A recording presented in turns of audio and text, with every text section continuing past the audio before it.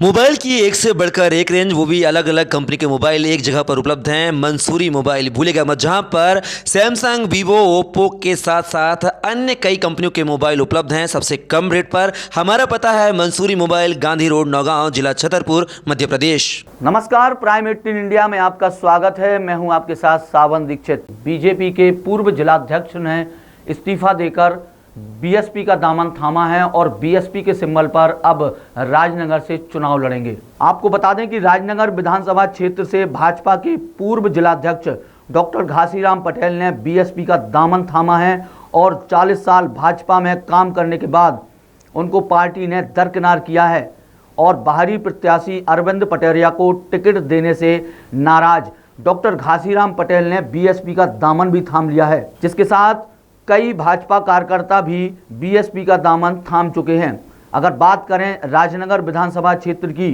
तो 2.5 लाख से अधिक वोटर हैं, जिसमें से 70 से 80 हजार वोट ओबीसी और बीएसपी का बताया जाता है। डॉक्टर घासीराम पटेल क्षेत्रीय होने के कारण उनका वर्चस्व भी इस क्षेत्र में माना जा रहा है और यह पटेल बाहुल क्षेत्र भी है जहां से घासीराम पटेल अब चुनाव लड़ रहे हैं। हमारे सहयोगी राधेश्याम सोनी ने उनसे चर्चा की है। आइए सुनवाते हैं क्या कुछ कहा डॉक्टर घासीराम पटेल ने। छतरपुर जिले में 6 विधानसभा सीट है। 6 विधानसभा सीट पर भारतीय जनता पार्टी, कांग्रेस, बीएसपी और समाजवादी पार्टी के प्रत्याशी मैदान में हैं। हम बात करते हैं राजनगर विधानसभा क्षेत्र से। राजनगर विधानसभा क्षेत्र में डॉक्टर घासीराम पटेल, जो कि 40 साल तक भारतीय जनता पार्टी में रहे, लेकिन उन्होंने अब बीएसपी का दामन थाम लिया है। अब वह बीएसपी से अपनी दावेदारी कर रहे हैं और यहाँ से चुनाव लड़ रहे हैं।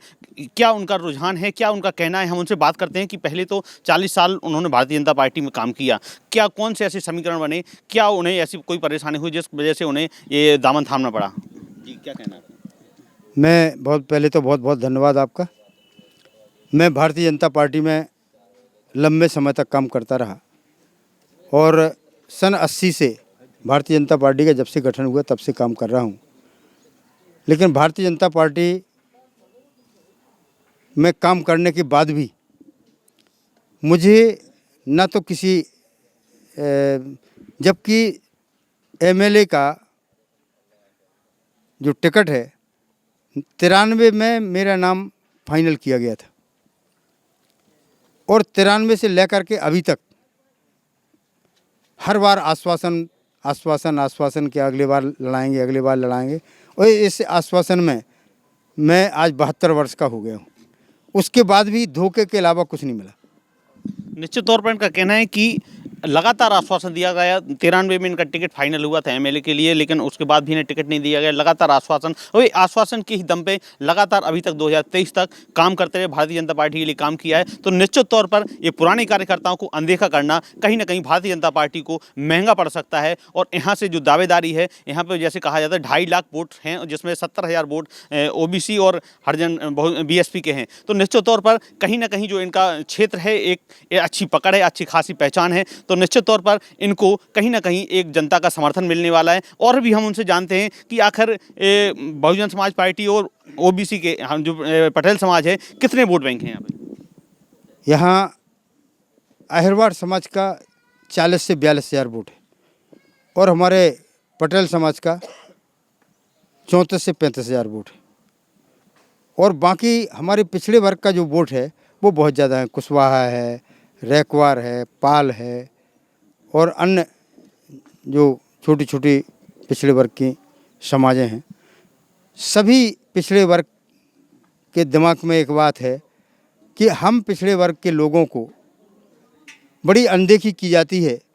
अभी जाति जनगणना की मांग हम लोग काफ़ी दिन से कर रहे हैं, उसके बाद भी जहाँ जहाँ भारतीय जनता पार्टी की सरकारें हैं वो जाति जनगणना करने के लिए मतलब अनदेखी कर रही हैं।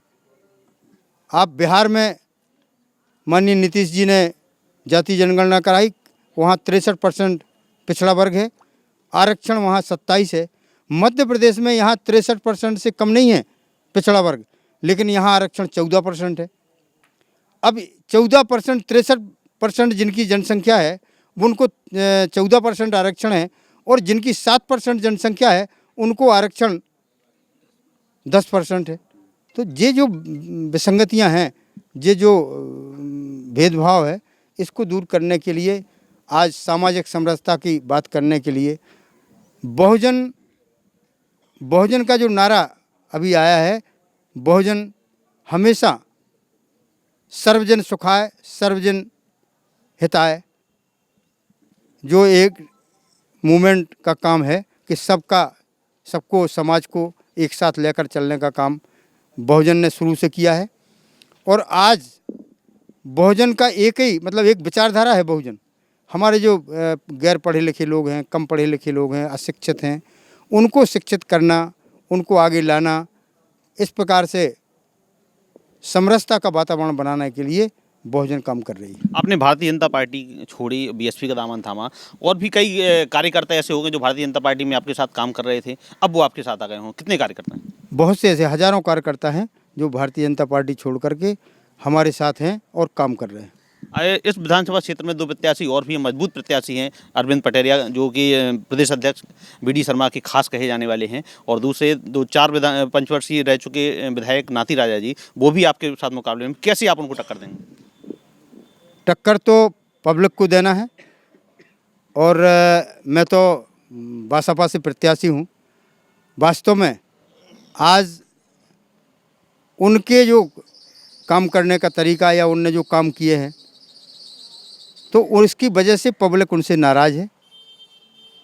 अभी हमारे नीरज भाई ने जो बताया कि वास्तव में यहाँ एक ऐसे जो प्रत्याशी यहाँ से पिछली बार हारे थे, उन्होंने अपने क्षेत्र में कितने लोगों के ऊपर फर्जी मुकदमे लगवाए, कितने लोगों को ऐसे, चाहे वो बालू का काम हो, कितने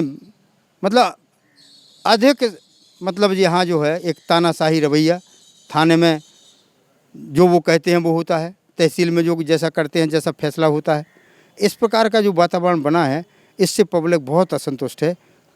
एक और लास्ट सवाल आपसे कि जैसे जनता आपको चुनती है, आपका क्षेत्र है, आपकी पहचान है, और जो आपको यहाँ की पब्लिक मानती भी है, जनता आपको विश्वास करती है, आपको जाती है, विधायक आपको बनाती है, और कहीं ना कहीं यदि भारतीय जनता पार्टी की सरकार बनती है और आप भारतीय जनता पार्टी में पहले से रहे हैं, तो क्या उनके कहने पर आप फिर से भाजपा का दामन थाम सकते हैं? आप इस बात से जो आपने प्रश्न किया, ये इसलिए नहीं, ये प्रश्न ही नहीं बनता, क्योंकि बासपा जो निर्णय करेगी, घासीराम पटेल वो करेगा। मैं पार्टी का अधिकृत उम्मीदवार हूं और पार्टी के साथ सिपाही के रूप में काम। इसके पहले भी ऐसा हो चुका है ना, समाजवादी पार्टी जैसे, और जो वहाँ पे रहे बबलू शुक्ला ने दामन थाम के उसमें भारतीय जनता पार्टी में चले गए थे, तो क्या ऐसे आप भी जा सकते हैं क्या?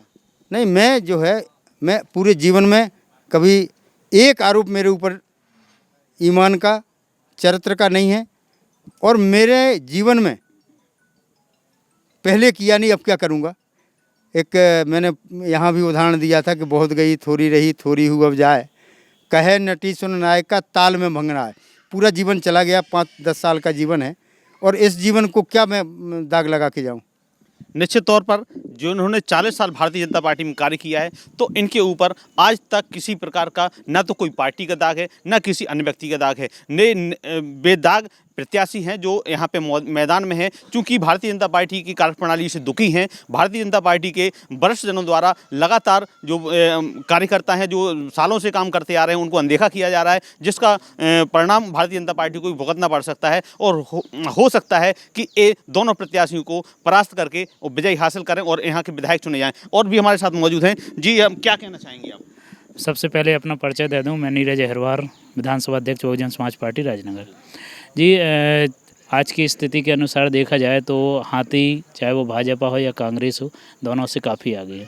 भले ही क्षेत्र में लोग ना खुल के आ रहे हों, लेकिन बहुत सारे हज़ारों की तादाद में, संख्या में कार्यकर्ता ऐसे हैं जो भाजपा और कांग्रेस दोनों की नीतियों से परेशान हैं, और दोनों इस पार्टियों को हटाकर नया तीसरा विकल्प ढूंढ रहे हैं, और तीसरे विकल्प के रूप में बहुजन समाज पार्टी और डॉक्टर घासीराम पटेल सभी को नज़र आ रहे हैं। और स्वाभाविक सी बात है कि हम लोग विधायक यहाँ से बना रहे हैं, और 2023 में हम क्या मुद्दे लेकर जनता के बीच जा रहे हैं? हम लोग मुद्दे जो हैं वो बहुजन समाज पार्टी के जो मेन मुद्दे रहते हैं, सबसे पहली चीज़ रोज़गार। जो युवा साथी हैं उनको रोज़गार की व्यवस्था, दूसरा शिक्षा, समानता, और जो बेरोज़गार लोग हैं उनको जो बाहरी यहाँ से लोग पलायन करके बाहर जाते हैं उनको यहीं पर रोजगार की व्यवस्था उपलब्ध कराना। एक और बात हम डॉक्टर घासीदास पटेल जी से करते हैं कि भारतीय जनता पार्टी जो तमाम योजनाएं हैं जो यहाँ पे बुंदेलखंड में लाई हैं, जैसे कैन बेतवा लिंक परियोजना, लाडली बहना योजना, वृद्धा पेंशन योजना, आवासीय योजना, ये तमाम योजनाएं जो भारतीय जनता पार्टी के कार्यकर्ता जगह जगह आकर लोगों को गिना रहे हैं कि भारतीय जनता पार्टी ने आज काम किया है, 4 लाइन भी दी है, तो इसका कितना लाभ मिलेगा? इसका लाभ इसलिए मिलने वाला है कि ये समय काफ़ी हो गया है। अभी केन बेतवा का शिलान्यास हुआ नहीं है। मेडिकल कॉलेज 8-10 साल में अभी नाम चल रहा है, अभी सुना है। यूनिवर्सिटी भी है। यूनिवर्सिटी अभी काम शुरू नहीं हुआ। मतलब सब अधर में लटके हुए काम हैं। पब्लिक पूर्ण रूप से मतलब विश्वास भारतीय जनता पार्टी खो चुकी है और वह विश्वास अब बनने वाला नहीं है।